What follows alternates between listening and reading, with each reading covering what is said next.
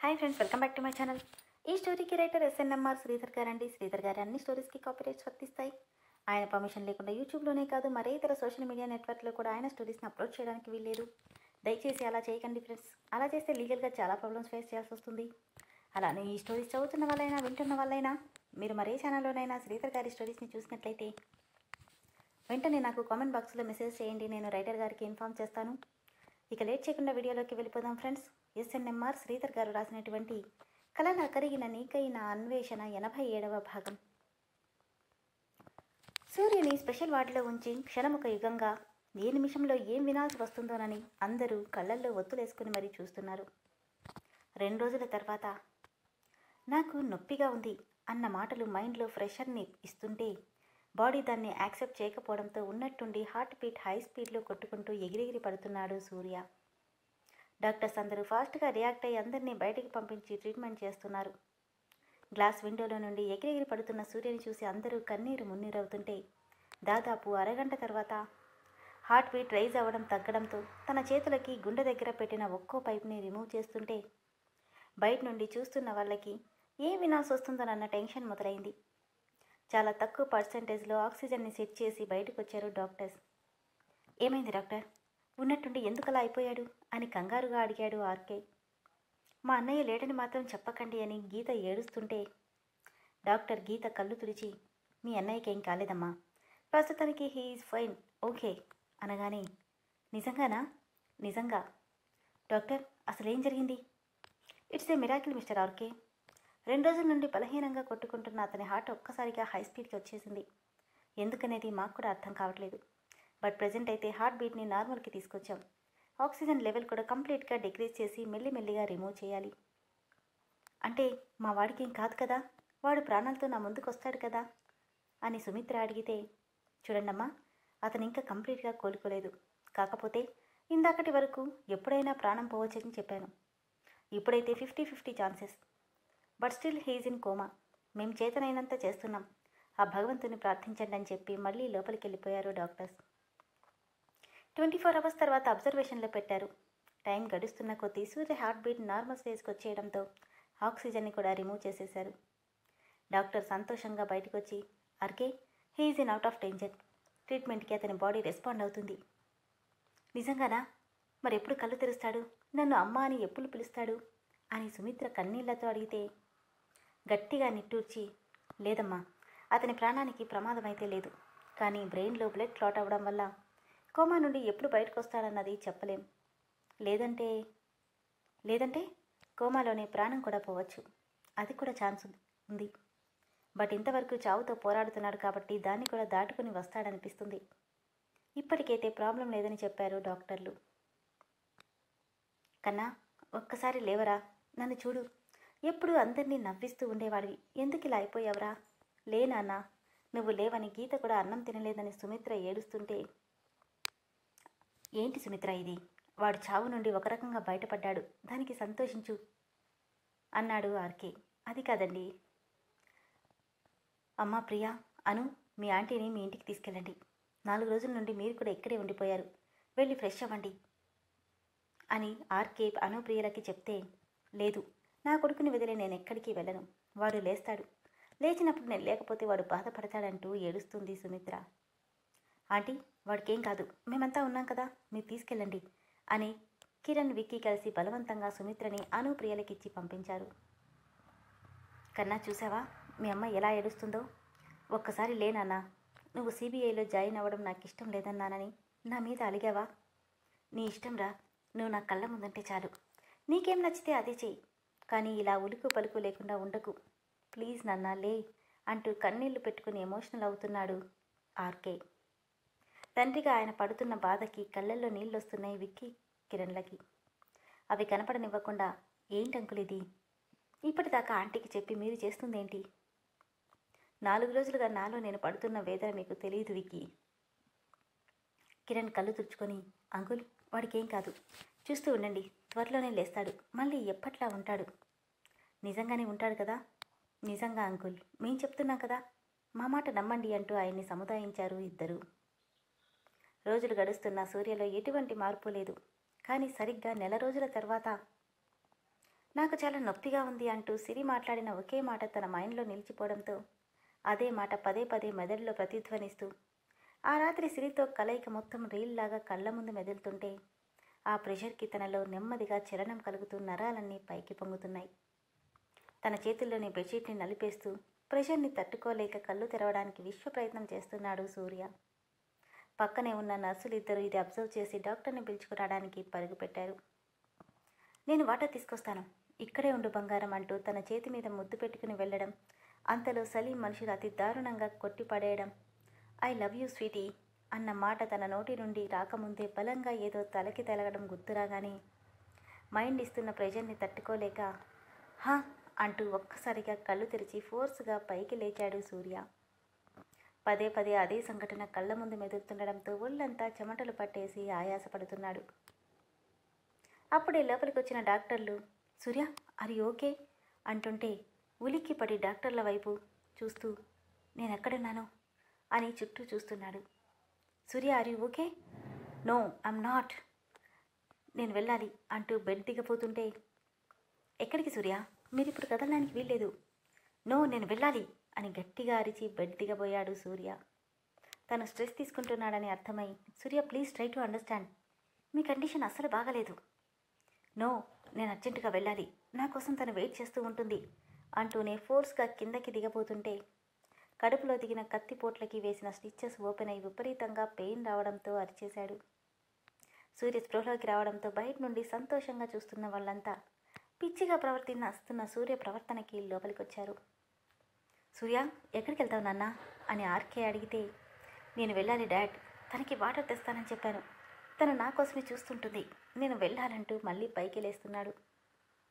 ఎవరి గురించి చెప్తున్నావు నాన్న, మేమంతా ఇక్కడేం కదా ఉన్నాం కదా అంటుంది సుమిత్ర. ప్లీజ్ లీవ్ మీ అని గట్టిగా అరుస్తూ పిచ్చి పట్టిన వాడిలా బిహేవ్ చేస్తుంటే అందరూ చుట్టూ అతన్ని పట్టుకొని సూర్య ప్లీజ్ కంట్రోల్, లేకపోతే నీ ప్రాణానికి ప్రమాదం అంటున్నా అతనెంతకీ కంట్రోల్ అవ్వకపోవడంతో అనెస్థేషియా ఇచ్చి తనని పడుకోబెట్టారు. డాక్టర్ ఏంటిదంతా, ఎందుకు ఇలా పిచ్చి పట్టిన వాటిలా బిహేవ్ చేస్తున్నాడని అడిగాడు Vicky. We don't know Vicky, please wait, కాసేపటికి స్పృహ వస్తుంది అంటూనే తన కాళ్ళు చేతులు పనిచేయకుండా ఇంజెక్షన్ చేశారు. కాసేపటికి స్పృహలోకి వచ్చిన సూర్యకి ఎంత పైకి లేద్దామనుకున్నా శరీరం సహకరించకపోవడంతో ప్లీజ్ నన్ను వెళ్ళనివ్వండి, నేను వెళ్ళాలి, తనని కలుసుకోవాలి అంటున్నాడు. సూర్య నేను నిన్ను పంపిస్తాను, బట్ నువ్వు ఎగ్జైట్ ఫీల్ అయ్యావంటే నీ ప్రాణానికి ప్రమాదం, అప్పుడు ఎవరిని కలవలేవు, యూ జస్ట్ రిలాక్స్, ఫస్ట్ నేను అడిగే వాటికి ఆన్సర్ చెప్పు, బీ కూల్, స్ట్రెయిన్ అయిన కొద్దీ నీకు పెయిన్ వస్తుంది అని డాక్టర్ నెమ్మదిగా చెప్తుంటే సరేనంటూ తలూపాడు సూర్య. అటు చూడు అక్కడుంది ఎవరు అని అడిగారు. మమ్మీ డాడీ గీత, మరి వీళ్ళంతా ఎవరు? నా ఫ్రెండ్స్, నన్ను చూస్తున్నావు కదా నేనెవరిని అని అడిగాడు డాక్టర్. నన్ను ఎందుకు ఇలాంటి పిచ్చి ప్రశ్నలు అడుగుతున్నారు, నేను వెళ్ళాలి, నన్ను పంపించండి. ఓకే పంపిస్తాను, ఎక్కడికి వెళ్తావు? బీచ్ దగ్గరికి. బీచ్ దగ్గరికా? ఢిల్లీలో బీచ్ ఎక్కడుంది? ఢిల్లీ? కానీ కానీ నేను గోవాలో ఉండాలి కదా. నిజమే, కానీ 1 month బ్యాక్ నిన్నెవరో కొట్టి వదిలేశారు, దాంతో నీ ఫ్రెండ్స్ ఇక్కడికి తీసుకొచ్చారు, 1 monthగా నువ్వు కోమాలో ఉన్నావు అనగానే షాక్ అవుతూ వాట్, 1 month నుండి నేను కోమాలో ఉన్నానా? మరి ఆ అమ్మాయి? ఏ అమ్మాయి? తనే నా కోసం వెయిట్ చేస్తుంది అంటుంటే విక్రమ్ కల్పించుకొని అమ్మాయ్యా అక్కడెవరు లోరు సూర్య, నువ్వు అక్కడికే ఉన్నావు. సూర్య నీకేం జరిగిందో అసలు గుర్తుందా అని డాక్టర్ అడిగితే డాడ్ అని బాధగా పిలిచాడు సూర్య. కన్నా నన్ను అర్జెంటుగా గోవా తీసుకెళ్ళండి డాడ్ ప్లీజ్. ఎందుకు నాన్న, అక్కడెవరున్నారు?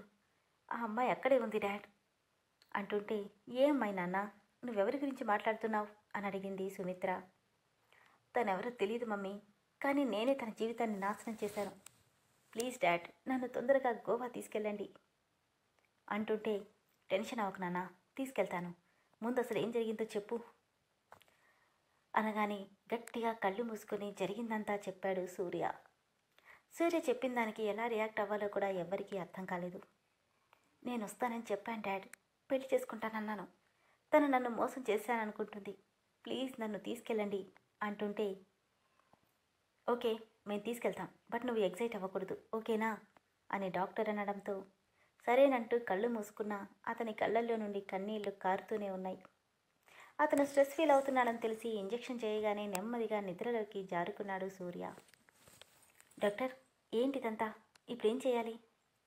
మిస్టర్ ఆర్కే తను చేసిన తప్పు పదే పదే వేధిస్తుంటే ఆ అమ్మాయిని కలవాలన్న బలమైన కోరికే తనని బతికించినట్టుంది. సో తను కోరినట్టు గోవా తీసుకెళ్దామనడంతో అన్ని ఎక్విప్మెంట్స్ని అరేంజ్ చేసుకుని స్పెషల్ ఫ్లైట్లో గోవాలో ల్యాండ్ అయ్యారు అందరూ.